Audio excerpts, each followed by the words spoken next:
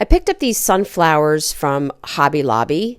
They're ceramic. They were $7.99 and I grabbed 2 of them. I'm going to start by priming them with Wise Owl white primer. And this is just going to give me a nice base to ensure that my paint is adhered well.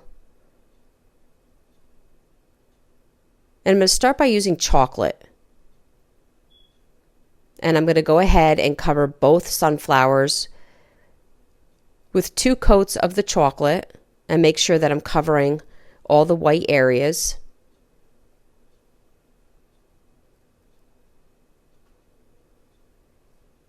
And then I'm going to allow them to dry.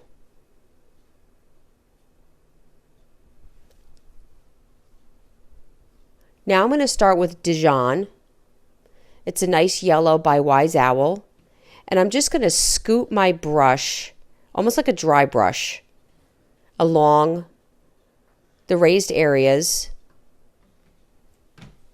And this is going to allow you to still see the chocolate through the yellow. And I'm going to do this on both sunflowers.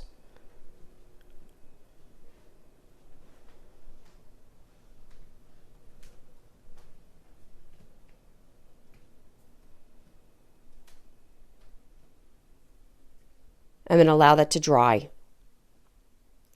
Now I'm using Iron Oxide by Wise Owl, and I'm just doing a dabbing motion all around the center of the flower. Again, I'm not doing full coverage, allowing that chocolate to show through. It's just giving me a nice dimension. Now I went back in with some goldenrod, which is a little bit of a different shade than the Dijon. And again, not doing full coverage and just bringing in that highlight. Now I'm going in with black and a small art brush, and I'm grabbing all those little raised dots that you're seeing.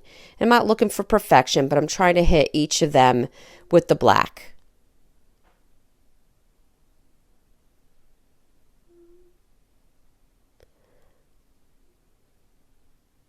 Now I'm going to put these aside to dry. I found these bookends at just $1. They were $1 each. And I'm going to unscrew the center portion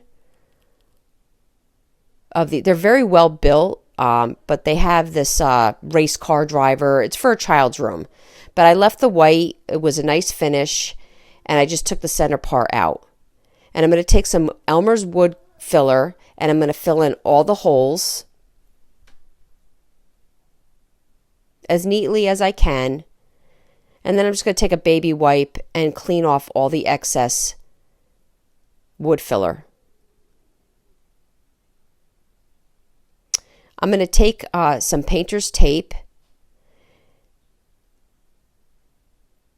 and run it right down the center as even as I can to cover those, the holes that I just puttied.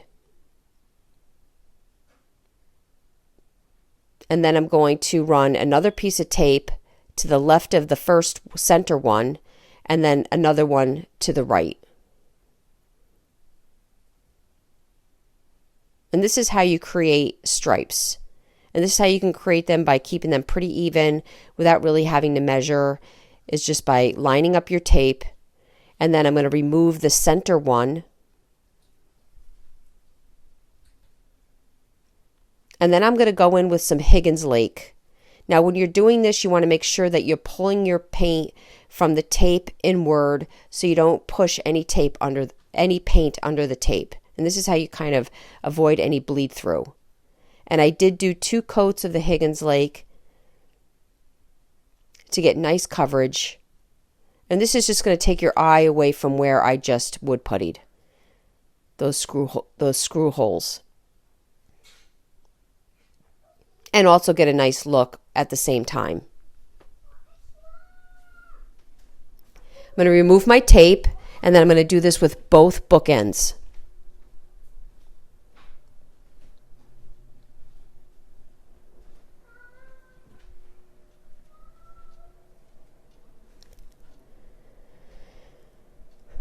Now I'm going to take some 1 hour enamel and cover both bookends with the 1 hour enamel.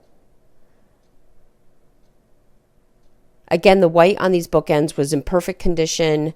I just want to make sure that I'm covering this new paint, and I'm just going to make it durable for any future use. And then I went in with the 1 hour enamel on both of my sunflowers as well, and then allowed them to dry.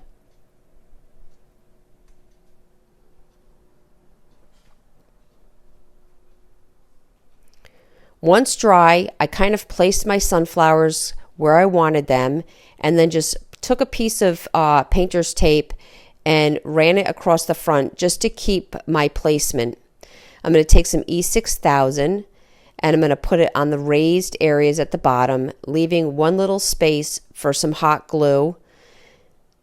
And that will be my immediate hold while the E6000 dries, which is usually overnight.